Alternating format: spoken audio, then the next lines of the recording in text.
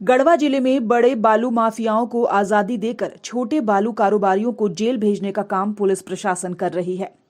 यह सभी बातें पूर्व विधायक सत्येंद्र नाथ तिवारी ने प्रेस कॉन्फ्रेंस के दौरान कही। उन्होंने कहा कि जिले में अवैध बालू का कारोबार जोरों पर रहा। सैकड़ों ट्रक बालू स्थानीय विधायक और बालू माफियाओं के साठगांठ से दूसरे प्रदेश में गया, पर स्थानीय लोग आवास बनाने के लिए बालू का उठाव कर रहे हैं तो उन्हें पकड़कर जेल भेजा जा रहा है। उन्होंने ये भी कहा कि प्रतिदिन पकड़ने और छोड़ने का काम थाने में चल रहा है। उन्होंने कहा कि बालू का अवैध कारोबार इस कदर चल रहा है कि थानेदार लालजी यादव की इसमें जान तक चली गई। बालू गाड़ी को रोकने के कारण पूर्व थाना प्रभारी लालजी यादव को परेशान किया जा रहा था। उन्होंने कहा कि राज्य में चल रहे इस खेल का गठबंधन के लोग ही विरोध करने लगे हैं। पिछले दिनों ही मंत्री के सामने भी कांग्रेस के पदाधिकारियों ने बालू के अवैध कारोबार का मामला उठाया। योजना के नाम पर हो रही उगाही के मंत्री के 60 और गठबंधन के पार्टी को 40% देने की मांग उठी। उन्होंने कहा कि बालू के अवैध कारोबार से हो रहे इनकम से स्थानीय जनप्रतिनिधि गढ़वा के जमींदार बन बैठे हैं। हाल में हम देखते हैं कि महागठबंधन की सरकार और खास करके भैया जी द्वारा एक नया टाइप का नौटंकी गढ़वा में शुरू किया गया है। वह नौटंकी क्या है?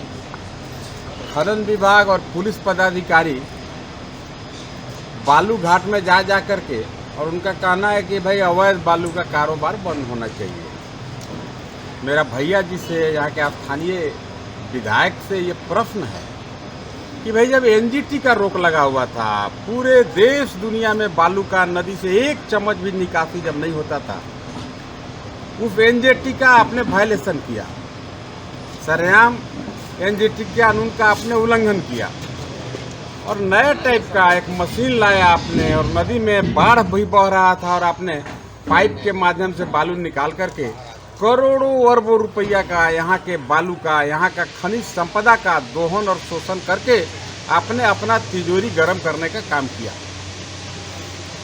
पाप लगेगा जरूर उनको, आप आश्वस्त रहिए, पाप तो उनको लगेगा। उन्होंने प्रकृति के साथ खिलवाड़ किया, प्रकृति के साथ उन्होंने छेड़छाड़ किया। न्यूज विंग के लिए गढ़वा से अतुलधर दुबे की report.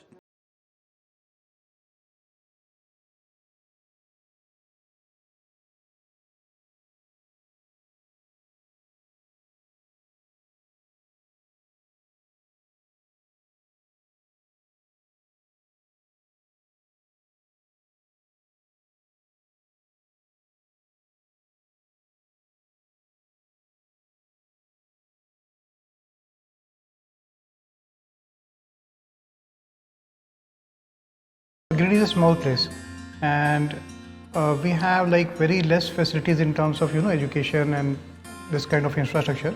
It came to our mind that basically there should be good opportunities for the students of Giridih, those who are leaving the town and going outside for studies, their higher studies and their education. I wanted my son to start with the coding classes, so I researched it online. I got through all the reviews and everything. Then I got in touch with the White Hat representatives and I was very happy with the progress and all how he was doing. So then I thought that why not to implement it in our school so that all the students are able to learn this thing.